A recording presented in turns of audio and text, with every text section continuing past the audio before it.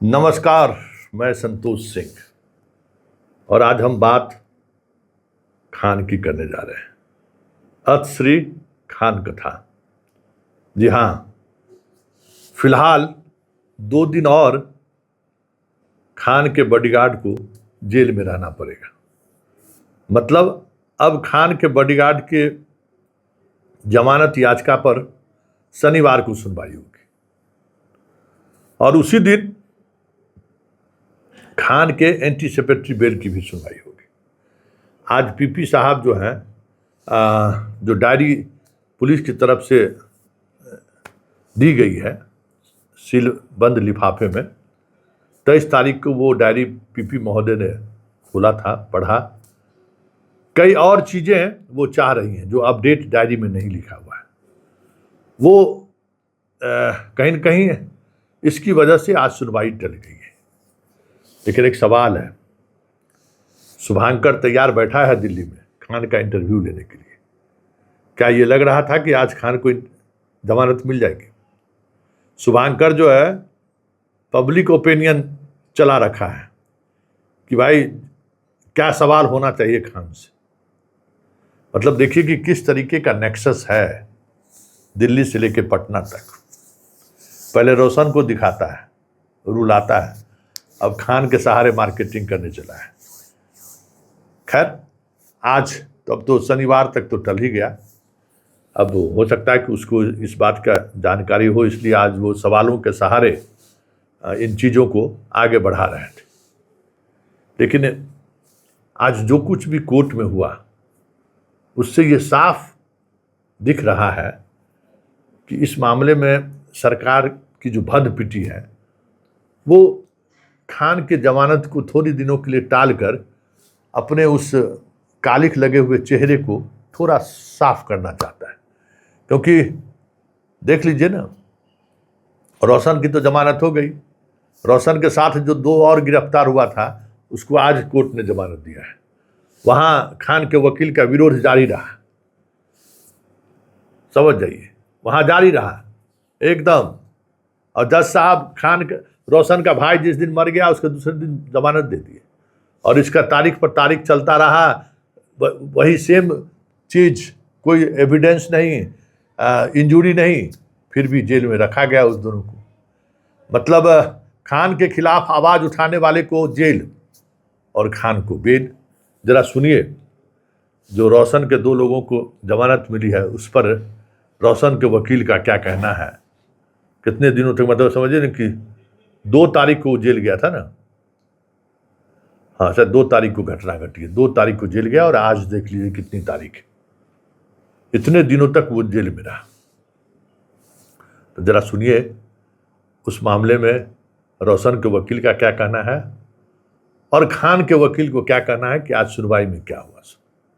आज आर्गूमेंट के बाद पीपी साहब सबमिट किए कि इसमें up to date case diary हमने रिक्विजिशन भेजकर इन्वेस्टिगेटिंग ऑफिसर से अपने स्तर से मंगवाया है और उन्होंने प्लेस किया कि अगर ये डायरी देखा जाएगा तो देख लिया जाएगा। 21 तक आया है, फर्दर 21/6/26 तक का केस डायरी आया है। जज साहब ने कहा कि ठीक है, हम इसको अपने स्तर से कॉल कर लेते हैं। चलता ही रहता है, इन्वेस्टिगेशन इज गोइंग ऑन, तो मांगेंगे ही। अगर सबमिशन है स्टेट का, कुछ ग्रेवांसेज है, इन्फॉर्मेंट के भी वकील हैं, एग्रेव्ड के वकील हैं। इन्फॉर्मेंट तो पुलिस है, एग्रेव्ड के वकील भी अपीयर हैं और सबमिशन पर आया है। अब एक्सटेंड कर दिया गया है सैटरडे तक, उस दिन फाइनल हियरिंग होगी। सेम डे होगा, सैटरडे को ही होगी सुनवाई, 27 को। लेकिन अभी उनके साथ जो 2 सहयोगी अभिषेक और गौरव थे, वो दोनों का बेल आज मिला है। ग्राउंड क्या था? सेम ग्राउंड जो पहले वो 109 का सेक्शन नहीं बनता है, सिंपल इंजरी है और नो क्रिमिनल इंसिडेंट, कोई क्रिमिनल इंसिडेंट इन पे नहीं है।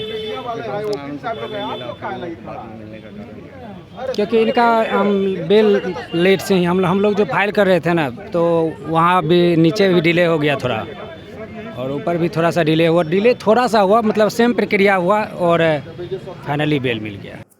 दोनों की बात सुन लिए।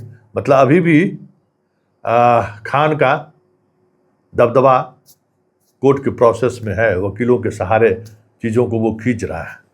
याद ही होगा कि रोशन मामले में जो है सो शनिवार को जमानत मिल जाता, शुक्रवार को तो वकील साहब समय ले लिए थे और उसी बीच में उसके भाई का मृत्यु हो गया। खैर सवाल वो नहीं, सवाल यह है कि आखिर खान को लेकर ये जो सारी चीज़ें चल रही हैं, आखिर उसका मतलब क्या है? जो कुछ भी हो रहा है, जिस तरीके से हो रहा है, उसका मतलब क्या है? क्या सरकार अपनी चेहरा बचाना चाह रही है? क्योंकि एक तरफा कार्रवाई करते हुए जिस तरीके से रोशन को जेल भेज दिया, अब सरकार के सामने बड़ी लाचारगी है, क्योंकि कोई बड़ा मामला है नहीं कि एंटीसिपेटरी बेल खान का ना हो। खान को पूरा मौका भी दी पुलिस, खान को पूरा एडमिनिस्ट्रेशन मौका दिया उसको एंटीसिपेटरी बिल फाइल करने के लिए, उसको जमानत पर आगे की कार्रवाई करने पर रोक लगाने की तक पुलिस छापेमारी तक नहीं की उस पर, जबकि ये बात सामने हो गया कि कोई गोलीबारी की घटना घटी ही नहीं थी। टोटल चीज़ ये भी सामने आ गया कि पूरा प्लान खान खुद रचा था। और आज पुलिस डायरी में यही बात सामने आई है, इस पूरे घटनाक्रम को खान खुद सस्ती लोकप्रियता के लिए रचा था, इसको सस्ती लोकप्रियता के लिए कि भाई इसी सहारे, क्योंकि अब तो कोचिंग का मार्केट इसका धीरे धीरे खत्म हो रहा है, तो गरीब और गरीबी के सहारे जो उसका जो मार्केटिंग का तरीका है, वो तरीका यही था कि चलो एक बार बम फेंकवाने का ना खेल करो, फिर दूसरी बार कह दो कि हमारे कोचिंग पर गोली चला, हमारी कोचिंग पर ईंट रोड़ा पत्थर चला। अब जांच में ये बात सामने आ गया कि ये सारी घटनाएं पूरी तौर पर प्लांटेड था। इसमें कहीं भी आत्मरक्षार्थ खान के बॉडीगार्ड ने गोली नहीं चलाई, वर्चस्व जमाने के लिए खान के लोगों ने, बॉडीगार्ड ने गोली चलाई है। ये डायरी में बात सामने आई है। साथ ही ये भी बात सामने आई है कि खान इस पूरे घटनाक्रम को छुपाने की कोशिश किया। पूरे घटनाक्रम में कहीं न कहीं इस बात को लेकर ये बात छुपाया गया कि गोली का हमारा गार्ड चला ही नहीं। एफआईआर में भी उसने नहीं लिखा कि हमने जब आत्मरक्षार्थ अपने गार्ड को कहा गोली चलाइए, नहीं तो हम लोगों की स्थिति और खराब हो जाती। तो ये सारी चीज़ें जो अब सामने आ रही हैं, जिस तरीके से सरकार अपना चेहरा बचा ले, जब तक खान का मामले में लंबा, और समझ रहे हैं कि लंबा खींचने का मतलब ही वही है कि खान को क्योंकि कोई इस तरीके का मसला ही नहीं है जिससे एंटीसिपेटरी बेल खान को नहीं मिले। लेकिन अब रोशन के परिवार में अभी श्राद्ध कर्म चल रहा है और खान बाहर निकल कर जश्न मनाने लगेगा, तो एक नए तरीके का तनाव उत्पन्न हो सकता है।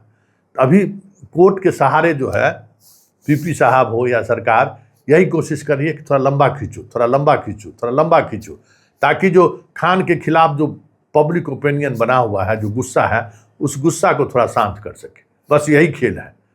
लेकिन इतना एक बात तो तय है कि खान भले ही इस केस से निकल जाए, हाई कोर्ट तक एफआईआर रिक्वेस्ट करने के लिए, समझिए ना, एफआईआर रिक्वेस्ट करने के लिए 9 जून को वो अप्लाई करता है और 10 जून को सुनवाई हो जाती है और डीजीपी से, चीफ सेक्रेटरी से लेके थानेदार तक को नोटिस हो जाती है। और उस केस में उसको एंटीसिपेटरी बेल मिलने में तीसरी बार तारीख उनको दी गई है, आगे बढ़ाया गया है।